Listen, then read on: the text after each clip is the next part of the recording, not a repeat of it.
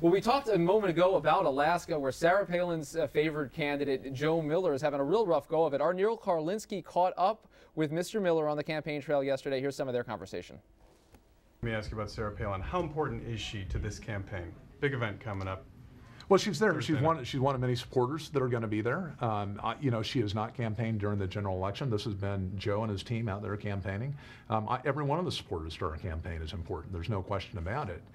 Anybody that supports us, that endorses us, that wants to throw their weight behind us, we're going to accept it, and we're going to drive forward. She's no more important than other supporters? Oh, of course she's more important than other supporters. She carries a great deal of weight, even in this state. And the fact of the matter is, though, this is a campaign that has been run during the general election exclusively on the issues that I just described. I mean, the press can try to make it something that's not. That's not the issues that people are running on, whether or not, you know, Sarah Palin's going to run for president in 2012.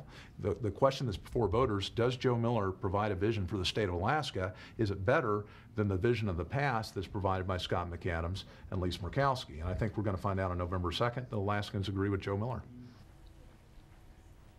Even in this state. Even in this state, Sarah Palin has some sway. Especially in Alaska, she should have some sway. Potentially. We'll see. We're joined now by the managing editor of The Hill, Bob Cusack. Thanks so much for joining us. Thanks for having me. Alaska, that race is getting tighter. It's a three-way race. Sarah Palin on the stump there today, and you just heard Joe Miller say that she can have some sway, and she is more important than perhaps some of his other supporters. What can she do there as that race is getting narrower and narrower? Well, I think that Miller's had a very tough road. I mean, especially over the last couple of weeks. I mean, he had so much momentum in the beginning.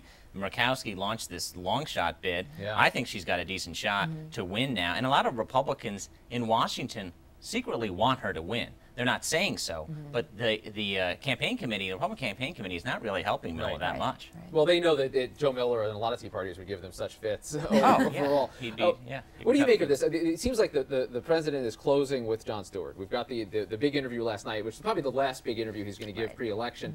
Add to that the rally on the Washington Mall this weekend. OFA, Organizing for America, is doing a lot around that. They seem to be putting a lot of their hope in holding on in a comedian. Yeah. I mean, that's the base. I mean, Jon Stewart's the base. The Huffington Post is the base. That's what President Obama is willing. He needs to get them out just to make the difference in a couple of these House and Senate races. And generally speaking, I mean, before 2006, the White House knew they were going to lose Congress, but you can't say that. Yeah. And I think some people in the White House know they're going to lose the House. The Senate, I think they will hold on to, but the battle is just minimizing the damage. Right.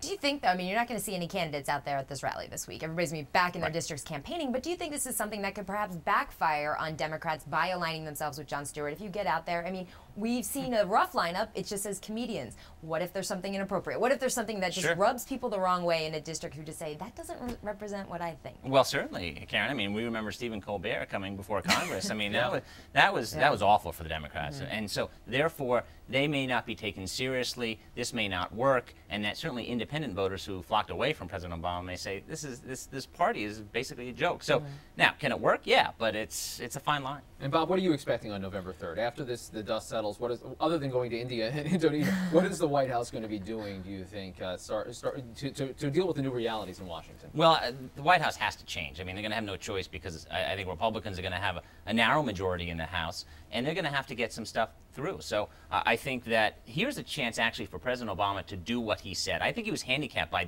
the strong Democratic majorities. These bulls, old bulls in Congress wanted the power. And they said, okay, we're going to write the bills. And Obama said, okay, now Obama's got to take that process and say, I'm going to write the bills and work with Republicans. I think you're going to see some trade issues come back to the fore. You're seeing the White House say, well, we expect that Republicans will compromise and work with us because they have to. But really, is there any indication that some of these guys that are going to take over in leadership are going to sit down with the White House? I think that's the strategy of the White House. They're going to see these Republicans, some want to compromise, some don't. So the president will say, I want to compromise. Can you guys get together? And they won't be able to. Yeah, and then you've got the real choice, because how you position yourself against all those over the next 2 years is what determines everything. Bob Cusack from The Hill, really appreciate you being here. Thanks so much. Thanks, appreciate it. That does it for this edition of Top Line. You can check us out on Twitter, twitter.com/Rick Klein, twitter.com/Karen Travers. Karen, are you watching the World Series at least? I did. You did? You watched Game 1 at least? I fell asleep when it was like 11-7, though, I think. This is going to last well into November. I'm actually glad the Yankees are out of it. I decided I can pay a lot more attention to the election. More and we can focus on polls. That's right. It is good. This is the polls that matter. Exactly. Absolutely. But Nancy Pelosi, I'm sure, was very excited. Good start for her job. Why not? Hey.